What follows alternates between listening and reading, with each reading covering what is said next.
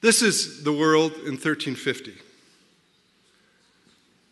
Europe has a big population. China, India have big populations. You can see little population centers in Mexico and in Peru.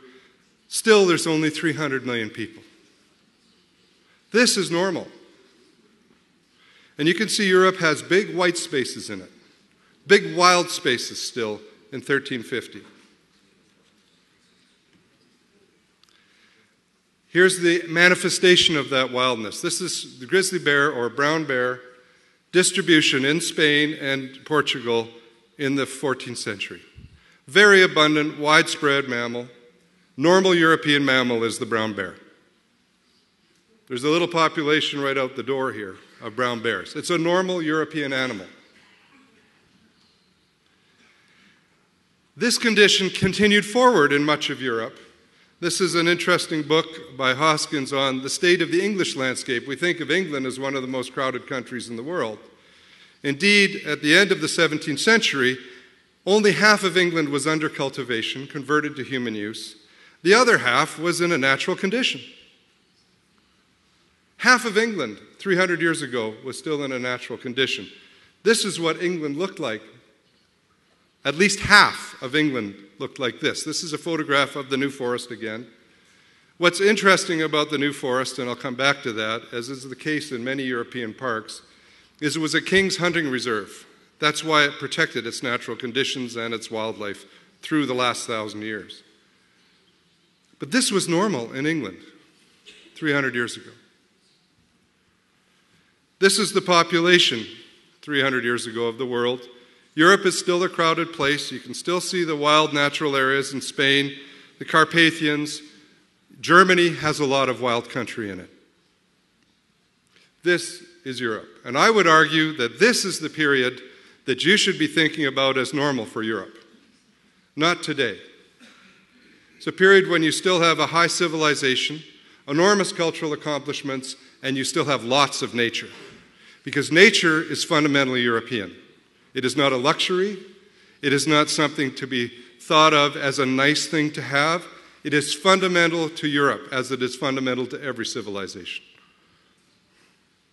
But something strange happened right around here, around the time when Europe was in the condition that still had lots of nature and lots of civilization.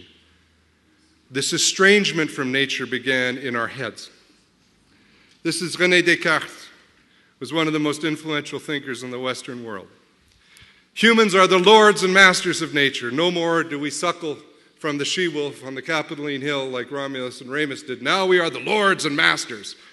This is a form of insanity, but it is what happened. And you can see the imagery. This is Michelangelo's Capitoline Hill. The she-wolf is in the museum on the right, and here instead we have one of the great Caesars conquering the world. And the memory that is revived, this is College of Athens by Raphael. I'm sure you all know this painting. This is what we are recovering in the Renaissance, the knowledge of how to convert the world to our own purpose. Notice the complete absence of nature in this painting. Nothing, not a green thing, nothing is growing. This is the desirable state of the world in the Renaissance. And we get to the Scots. That's my heritage. My family left Scotland in 1750 to go to a colony called Rhode Island on the coast of the United States now, but it was once part of England. This is a Scot, reflective attitude of the time. Let us learn to wage war with the elements, not with our own kind. The humanist experiment. Let us focus on humanity at the expense of all other things. This is a book called The Conquest of Nature, which documents the impact of these ideas in Germany. And what's fascinating is how Germany consciously was converted from a wild state in only the 18th century. This is Frederick the Great. Whoever improves the soil, cultivates the land lying waste, and drains swamps is making conquests from barbarism.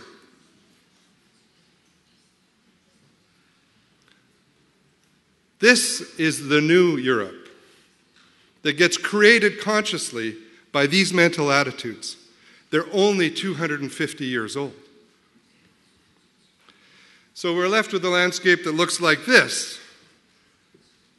Excuse me just one second.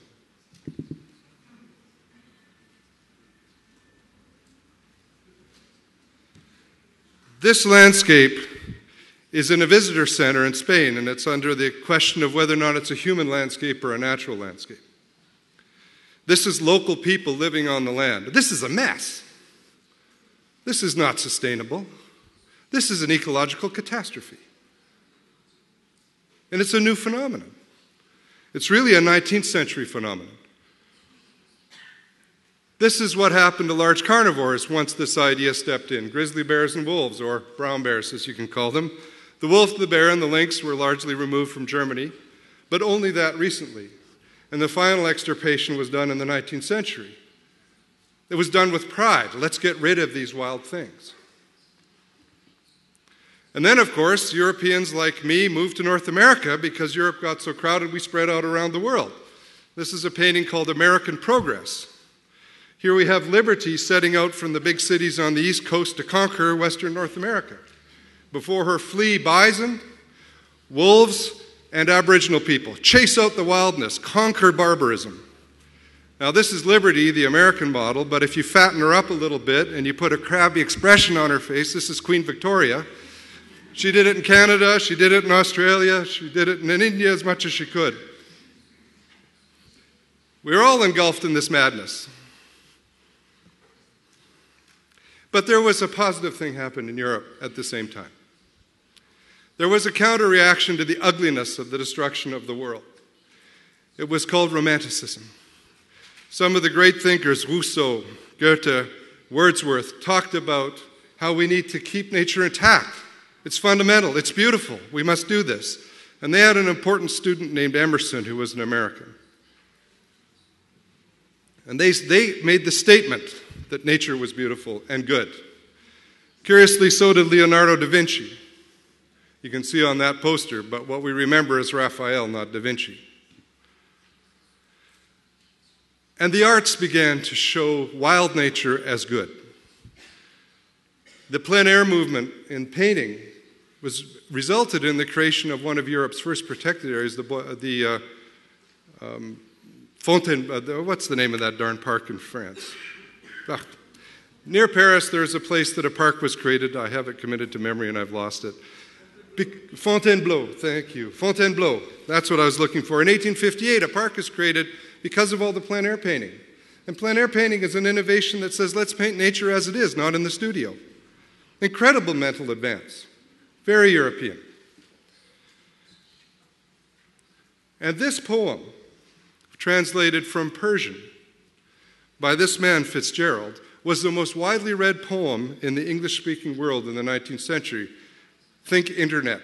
That's poetry for educated people in the 19th century, not like now.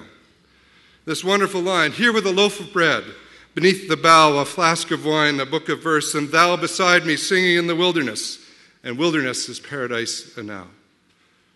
This is also going on in people's heads at the same time as the destruction of nature.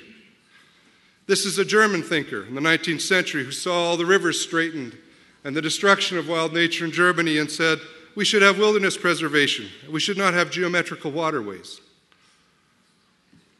And all of this comes together in this magical place in the western United States called Yellowstone.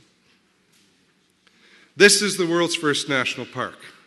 People who've adopted romantic ideas were sent out to explore the American West. They saw this place and said, here progress consists in leaving it alone.